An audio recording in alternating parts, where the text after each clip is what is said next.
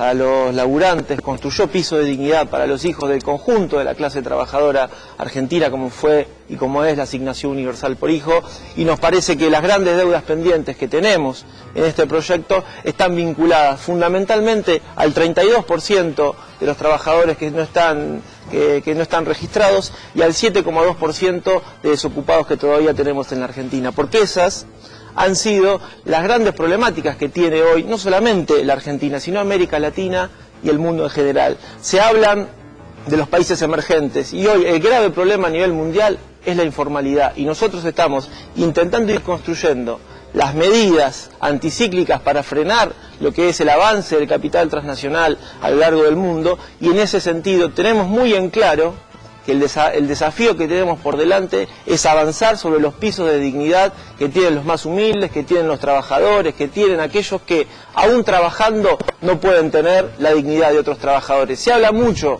del impuesto a las ganancias en este último tiempo.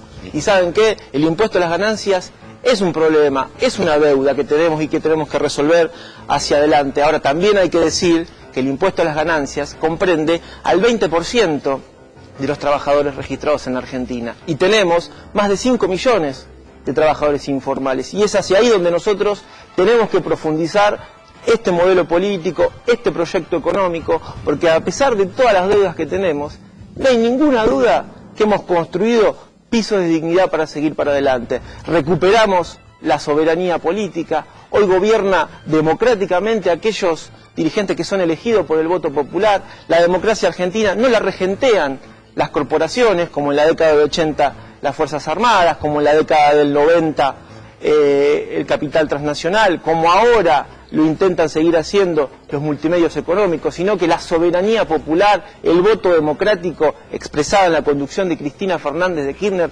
gobierna la Argentina. Y es por eso que nosotros creemos que este modelo se tiene que profundizar. Tenemos que transformar las injusticias que quedan y tenemos que aprovechar y tener muy presente que esta democracia que hemos construido, estas victorias que hemos construido, han sido posibles gracias al protagonismo popular, de los laburantes, de los jóvenes y por sobre todas las cosas del conjunto de la mayoría del pueblo argentino, que un día dijo basta al neoliberalismo y que todavía esos resabios los tenemos que terminar.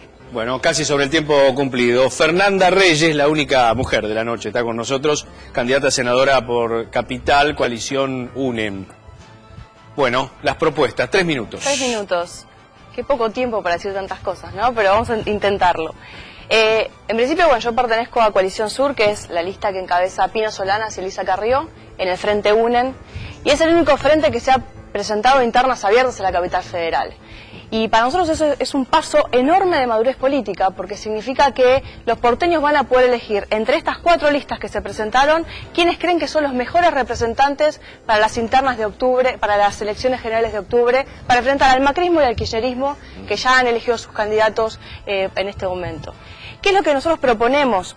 Mira, yo creo que la Argentina hemos avanzado en un aspecto muy importante, que es comprender que la lucha contra la corrupción no es una cuestión abstracta, sino que es una cuestión concreta que afecta directamente la vida cotidiana de los argentinos. Y esto lo hemos visto, y no me canso de decirlo, pero lo hemos visto con el choque del ferrocarril Sarmiento, cuando la plata no llegó a donde tenía que llegar y efectivamente terminamos con 51 muertos. Y lo hemos visto también con Joclender, que si bien ahora hay cambios en la justicia, lo cierto es que ahí hubo malversación de fondos y esto tiene que ser investigado. Y esa plata que se quedó Joclender no llegó a las viviendas.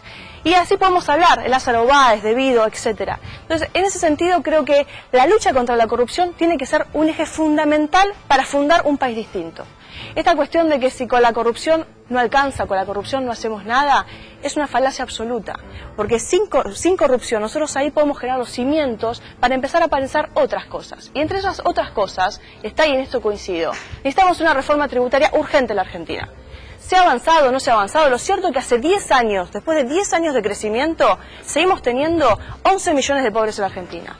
Después de 10 años de crecimiento tenemos niveles de inflación que se están comiendo los salarios de los argentinos, sumado a un impuesto a las ganancias desactualizado que hay que modificar. Hay que aumentar el mínimo imponible, hay que aumentar las escalas, hay que bajar el IVA a la canasta básica.